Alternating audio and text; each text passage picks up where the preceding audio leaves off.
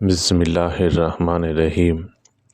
سیدنا عبداللہ سے مروی ہے کہ رسول اللہ صلی اللہ علیہ وسلم نے فرمایا، جب بندہ وضو کرتا ہے اور کلی کرتا ہے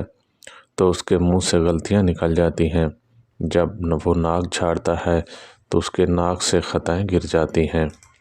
اور جب وہ چہرہ دھوتا ہے تو اس کے چہرے سے بھی گناہ ساقط ہو جاتے ہیں، یہاں تک کہ اس کی آنکھوں کی پلکوں سے جڑوں سے بھی گناہ خارج ہو جاتے ہیں، اور پھر جب وہ اپنے بازو دھوتا ہے تو اس کے بازو سے خطائیں بھی نکل جاتی ہیں، یہاں تک کہ اس کے ناخنوں سے پانی نیچے گر جاتا ہے، اور جب وہ سر کا اور کانوں کا مسح کرتا ہے تو اس کے سر سے اور پاؤں سے دھونے سے پاؤں کے ناخن کے نیچے سے بھی گناہ جھڑ جاتے ہیں۔ پھر جب وہ مسجد کی طرف چل کر جاتا ہے، نماز ادا کرتا ہے تو اس کے پاؤں سے بھی گناہ سارے نکل جاتے ہیں اور اللہ تعالیٰ اس کو بخش دیتا ہے۔ سیدنا عثمان بن عفان سے مروی ہے کہ رسول اللہ صلی اللہ علیہ وسلم نے فرمایا،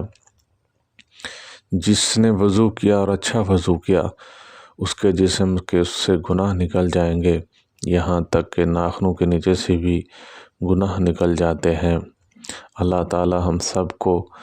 اچھا سے اچھا وضو کرنے کی توفیق عطا فرمائے۔ وآخر دعوانا الحمد للہ رب العالمین۔